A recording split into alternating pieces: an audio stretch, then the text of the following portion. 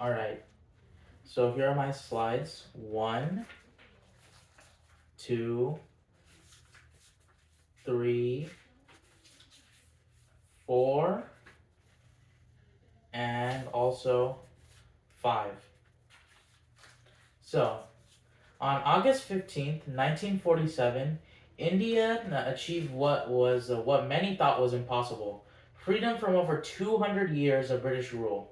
This date doesn't just mark the independence of one nation, but a pivotal moment in world history, shaking the foundations of colonialism worldwide. Today, I'll be talking to you about this historic day when India gained its freedom.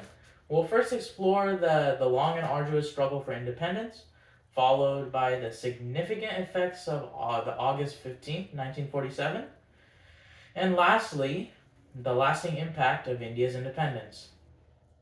So, let's begin by looking at the struggle for independence. So, British colonial rule in this time period dates back to the early 1600s, starting with the East India Trading Company. What began as a trading venture eventually led to the complete British governance of the entirety of the Indian subcontinent, which includes all of India, some of Bhutan, and but excluding Nepal and a little bit of Burma. So, over time, the foreign rule became a harsh reality for millions of Indians, sparking resistance. Among the key figures in this fight were Mahatma Gandhi and Jawaharlal Nehru, who would become India's first prime minister. Gandhi's strategy of nonviolent resistance inspired millions. A pivotal moment in the struggle was the Salt March of 1930, led by Gandhi himself. It wasn't just about salt, but about symbolically breaking free from British oppression.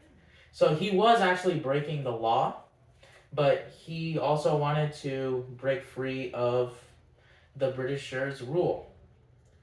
So Gandhi wasn't the only one mobilizing this. There was also Jawaharlal Nehru, which we mentioned before, who oversaw waves of protests like the non-cooperation movement in the 1920s and the Quit India movement in 1942. These movements gathered momentum, with pushing India into the brink of independence by the 1940s. So, with this relentless fight for freedom in mind, let's move to what actually happened on August 15th, 1947. On that historical day, Jawaharlal Nehru addressed the nation with his iconic speech, The Tryst with Destiny, at the stroke of midnight. At the strike of midnight. As Nehru spoke, he officially declared India's independence, marking the birth of a free nation. But with freedom, came to the deep pain of partition. This pain was because there was an agreement where India and Pakistan would split up. The division of India into India and Pakistan led to violence, mass displacement, and deep sorrow. Over a million lost their lives. Over a million people lost their lives, which might not seem like a lot, but back then there were less people. So it was a lot of people. And countless families were torn apart. It was a time of, however, it was a time of both hope and tragedy. Hope and tragedy.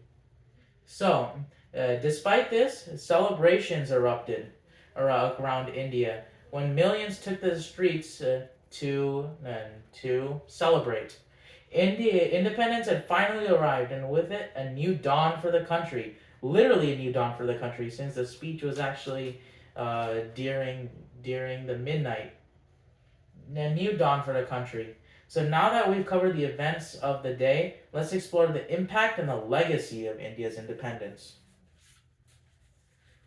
So, so India's independence, post-independence, the focus shift from economic reforms to nation building. For example, the Green Revolution transformed India into a food deficient nation, from a food deficient nation into one that was largely self-sufficient in food production. Basically, they could produce their own food without anybody else.